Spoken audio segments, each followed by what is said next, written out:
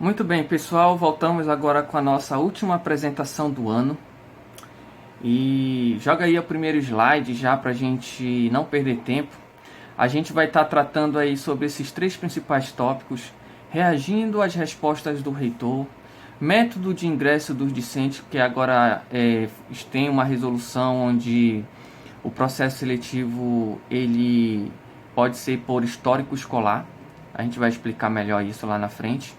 E depois a gente vai fazer aqui uma pincelada sobre a 48ª reunião ordinária do Consup, tá? E aí na sequência vocês estão vendo aí um ofício, o ofício do Sinasef. Eu destaquei só os principais pontos aí para a gente entender.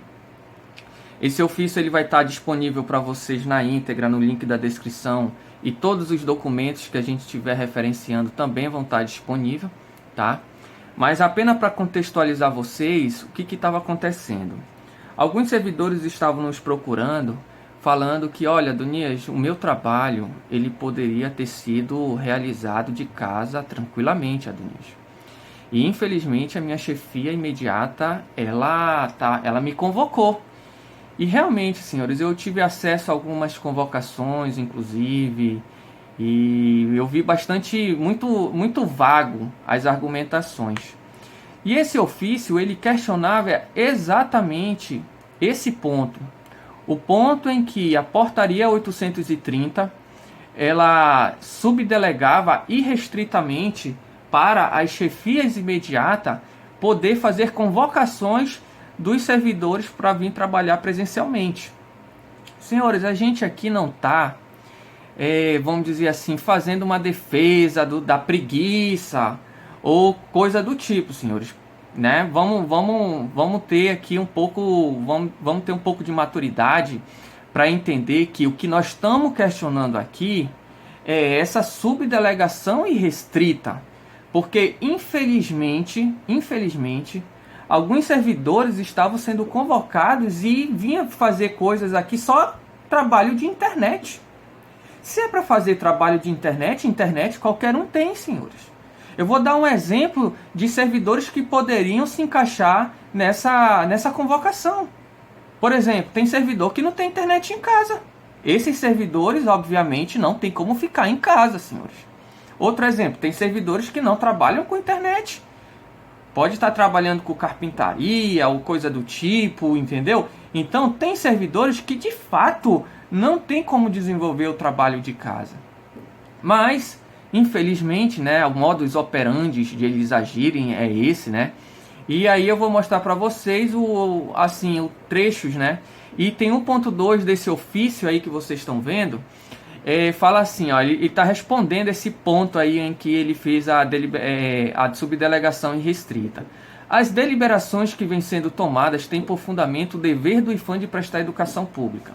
Nesse contexto, as convocações emitidas aos servidores para o retorno ao trabalho presencial se justificam pelo interesse institucional. Parar por aqui. Senhores, por um acaso o ofício perguntou assim, ó, reitor, qual é a justificativa dos servidores estarem voltando? Por um acaso foi essa a pergunta, senhores? Você observa que ele faz um questionamento, ele responde outro?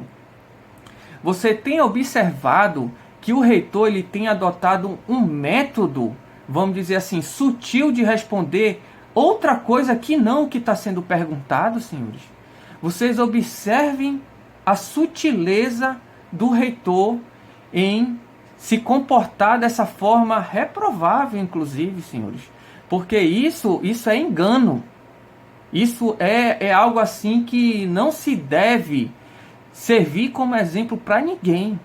E o reitor, infelizmente, ele tem nos envergonhado à frente do Consup, tem nos envergonhado à frente da nossa instituição, senhores. Observa que ele pergunta, reitor, por que você está fazendo essa subdelegação irrestrita uma vez que a IN veda? E ele responde, não, nós estamos convocando o servidor pela necessidade de programar, preparar e executar. Agora veja, senhores, programar, preparar e executar, no meu ponto de vista, isso é uma atividade de gestão, senhores. E existiam servidores que sequer com função estavam sendo convocados, senhores. É algo um absurdo, senhores. Algo assim realmente Enfim, senhores, eu vou até evitar de falar certas coisas, assim, que tem gente que acha até que eu sou contra o reitor, quando na verdade o que a gente está criticando aqui é esse modus operandi que eles agem, como eles agem com a gente, de forma... Enfim, eu vou me abster aqui de fazer certos comentários, mas enfim, senhores, eu só queria mostrar como é que eles agem, como é que eles respondem, tá? Essa foi a resposta. A gente sabe que depois de um tempo eles voltaram atrás, né? Hoje a gente não ficou programado mais para o dia 21 de julho, esse retorno presencial todo abrupto, né? E ficou lá para frente. Eu vou comentar para vocês o que está por trás de tudo isso, mas não hoje, tá? A gente vai ficar isso para o ano que vem. Avançando, a gente vai falar sobre esse e-mail, né? Na verdade, o que acontece? Aqui ele está respondendo, vocês vão ter acesso na íntegra, e vocês vão ver que o assunto desse documento, desse despacho, é e-mail em defesa do direito à crítica. Eu fiz um e-mail onde eu critiquei a gestão e estava defendendo o direito de as pessoas criticarem a gestão, e ele está respondendo esse e-mail, tá? Esse e-mail está na descrição do vídeo e vocês acompanhem comigo somente a leitura do primeiro parágrafo, que é o que mais importa aqui nesse momento. De início, é o presente para requerer respeito em relação à forma como se refere a outros servidores desta instituição, uma vez que em momento algum o colega foi atacado.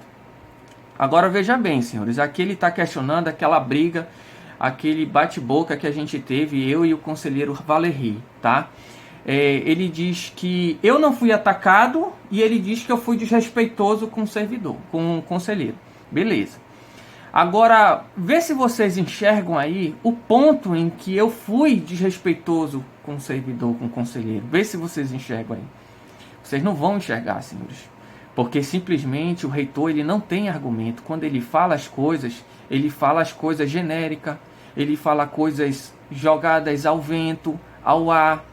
Ele diz que eu sou desrespeitoso, mas não justifica o porquê que eu fui desrespeitoso. Ah, Donias, tu foi desrespeitoso porque você falou palavrão para o servidor, você foi desrespeitoso porque você falou palavras assim atravessadas para o servidor. Ele não explica o que exatamente é que eu fui, em que parte é que eu fui desrespeitoso. E essa é uma técnica, né? Uma técnica daqueles que não têm argumento. Infelizmente, o reitor, como ele não tem argumento, qual é o argumento do reitor? Olha, encerro aqui o assunto. Como eu já vi essa resposta da parte dele. Encerro aqui o assunto. Esse é o argumento do reitor. Como ele não tem argumento, ele só consegue fazer isso no máximo, né? Mas enfim, senhores, depois ele diz que em momento algum o colega foi atacado, se referindo a mim, né? Engraçado. Se é para dizer que houve desrespeito, senhores, o conselheiro Valéry chega a dizer que, olha, eu não sou aqui marionete de ninguém.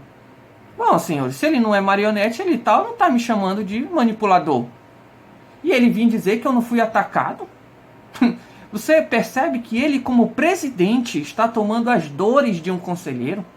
Que ele sequer estava no meio da confusão, ele sequer estava no meio da discussão, e ele, como presidente, deveria se comportar de forma isenta, imparcial.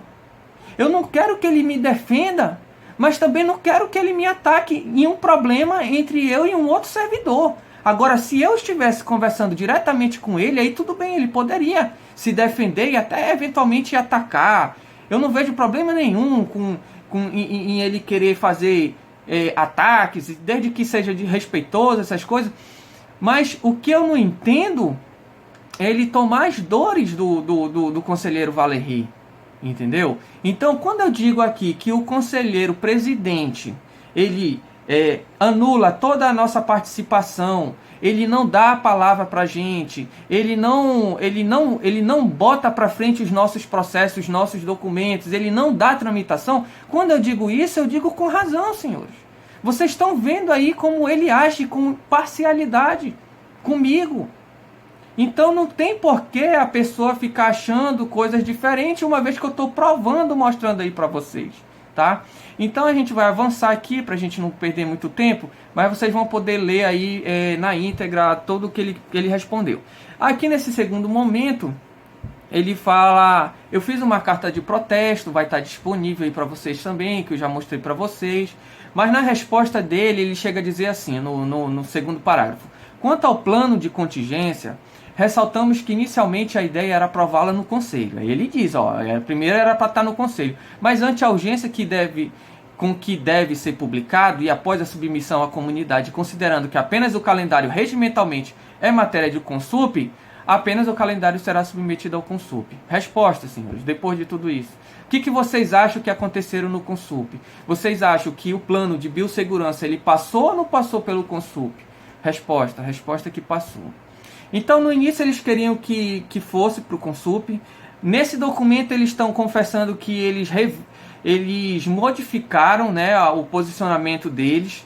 E depois eles falaram, não vai passar pelo Consulp. Mas lá na hora do Consulp, sem nenhuma explicação, apareceu lá no Consulp, né, esse calendário, esse plano de biossegurança.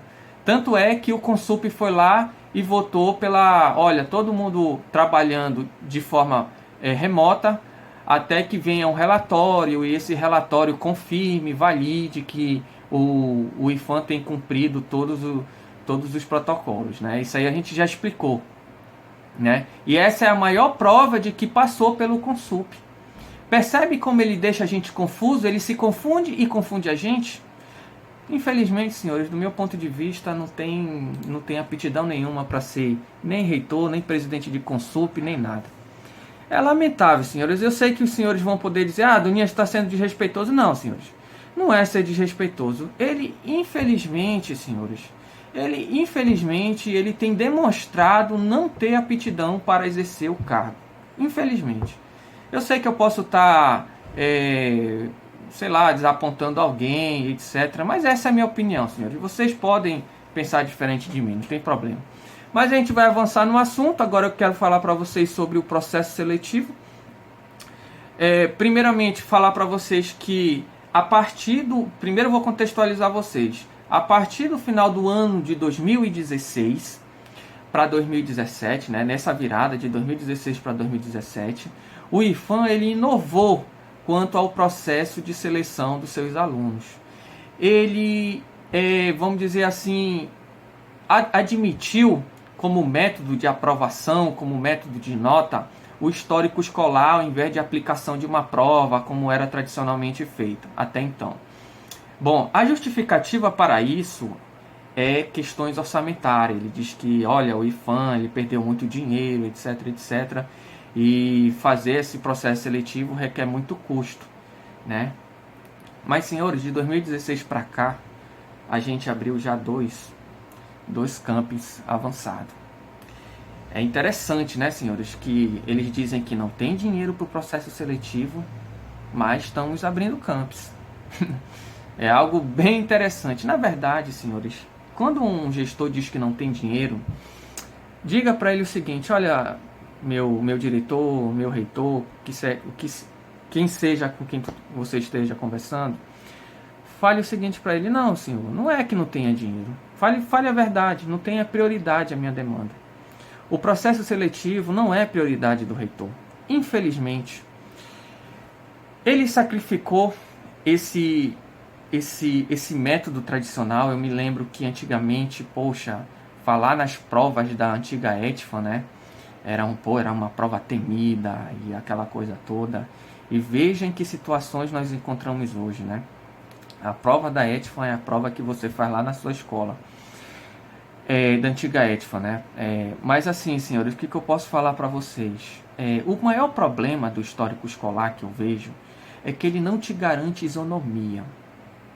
Uma pessoa que faz uma prova lá numa escola que tem um professor de matemática, só um exemplo, que é bem bonzinho, ele vai sair em vantagem em relação a uma pessoa que faz uma prova mais, vamos dizer assim, rígida, né? Mais elaborada. E assim eu vou comparar coisas distintas, né? Como se ambos estivessem sob o mesmo escrutínio, quando na verdade não é. Esse é o principal problema. Do meu ponto de vista, não é uma solução jurídica aceitável por nosso ordenamento jurídico. Do meu ponto de vista. E assim, senhores, bom, o fato é que ele aplica essa prova desde 2016, e no final do ano de 2019 eu fui surpreendido, né? Eu fui surpreendido porque agora isso tudo está regulamentado. Aí a resolução 173 vai estar disponível também na descrição do vídeo, tá? Essa resolução, ela está dando agora retaguarda jurídica para que isso aconteça, tá? E aí eu não queria nem discutir o mérito da questão, eu só queria discutir aqui com vocês a forma como ela foi aprovada, tá? Só a forma, tá? Primeiro ponto, sem cobertura de gravação. Essa reunião não teve gravação, não tem como a gente recordar, não tem como eu apontar para vocês e mostrar, tá aqui, ó, olha como é que eles pensam, o que eles falam, quais são os argumentos, etc, etc. Não tem. Tem o processo, senhores. O processo eu vou mostrar para vocês, vocês vão poder acessar, vai estar disponível aí para vocês o número do processo. Porém, a gravação, que explica muita coisa, né, como ele se comporta, aquela coisa toda, isso não vai estar disponível. Segundo ponto, eu não estava presente, né, e o reitor, sabendo que eu sou contra essa pauta, ele, de forma, do meu ponto de vista, eu acho que intencional, né, ele percebendo que o Adonias não ia estar presente, que ele ia questionar esse método, ele foi lá e, jogou lá naquela reunião sem ter o parecer jurídico, senhores. Sem ter parecer jurídico. Mas, enfim, essas são as circunstâncias. Não tem gravação, o conselheiro que aqui vos fala não estava presente e não tem parecer jurídico. E aí vocês tiram aí. Enfim, senhores. Vamos para agora a última pauta, 48ª reunião. Vou mostrar aqui para vocês os principais pontos. Essa reunião, o link do vídeo na íntegra vai estar disponível para vocês. Vou estar aqui referenciando os principais pontos, mas eu vou colocar também na tela um resumo de tudo que aconteceu. Mais de 6 minutos até 6h35 existe uma prática de 3 minutos. O que é essa prática de 3 minutos? O reitor aparece, se apresenta, fala pra gente algo do tipo assim: vamos começar aqui a nossa reunião, e como de costume, algo do tipo assim, não sei se foi exatamente essas palavras, mas como de costume, a gente vai estar dando aí um tempo de 3 minutos para quem quiser se manifestar, aquela coisa toda. E aí eu só na minha cabeça, mas como é possível, senhores, como é possível o reitor aparecer numa gravação dizendo isso? Depois de eu ter tentado, de todas as formas, colocar uma regra dentro do Consup para que garanta um mínimo de tempo para que a gente possa falar. Depois do conselheiro Roberto ter tentado fazer isso, eu vou colocar na descrição do vídeo o momento em que eu estou fazendo isso, o momento em que o conselheiro Roberto está fazendo isso, para vocês compararem com esses 6 minutos aí do vídeo, ele falando, olha, conforme nosso costume. Que costume, senhores?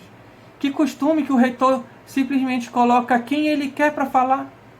Ele corta a palavra, ele se intromete, ele atrapalha a nossa fala. E agora vem dizer que garantia 3 minutos. É uma falácia mesmo. Mas enfim. Depois, avançando. Sim, senhores, um outro ponto.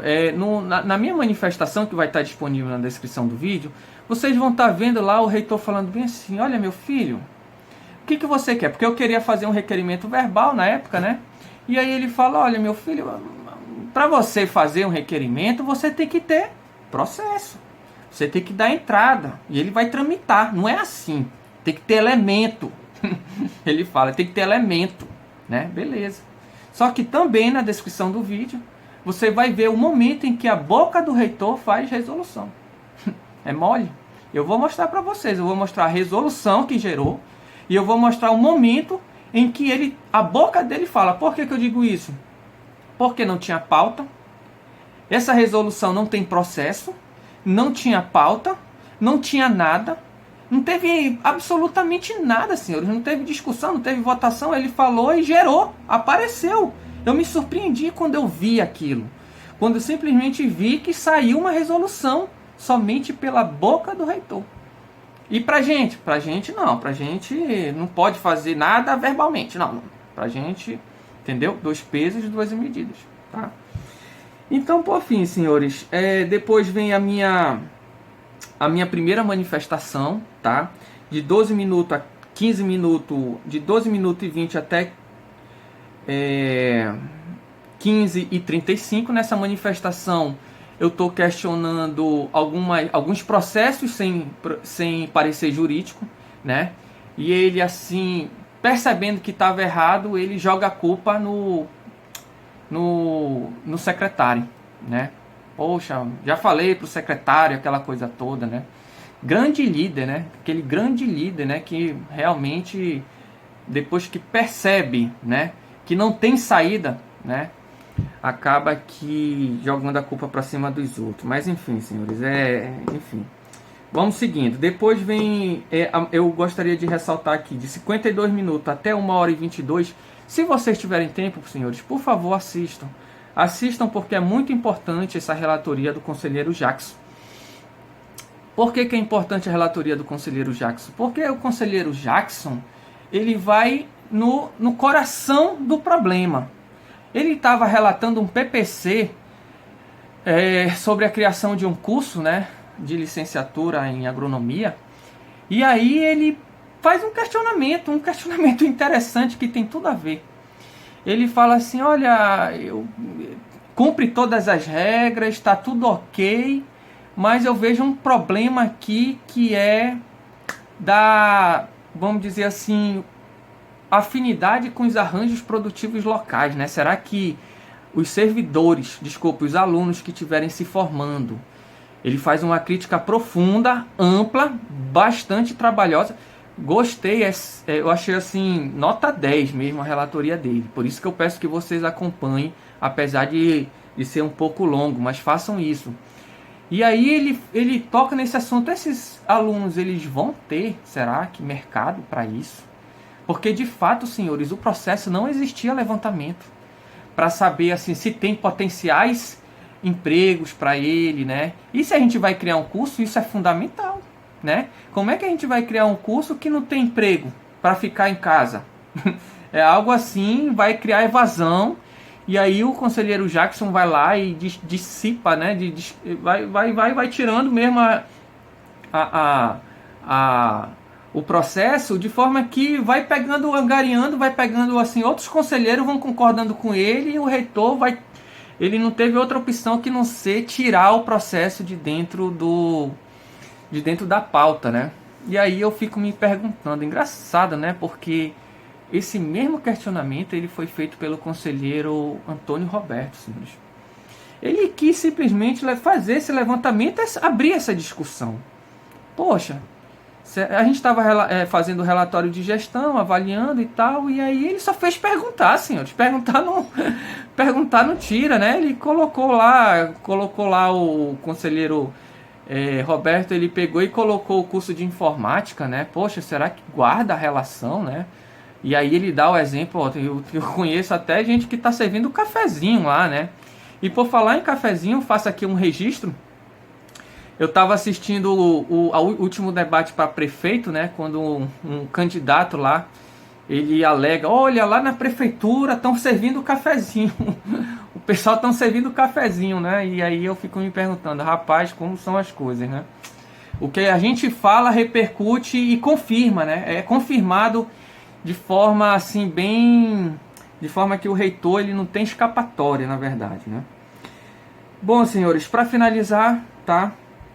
1h36 até 1h49 vocês vão ver a minha relatoria. E como o vídeo já está muito longo, eu vou pedir que vocês vão lá e acompanhem, vejam, né, a minha relatoria, tá?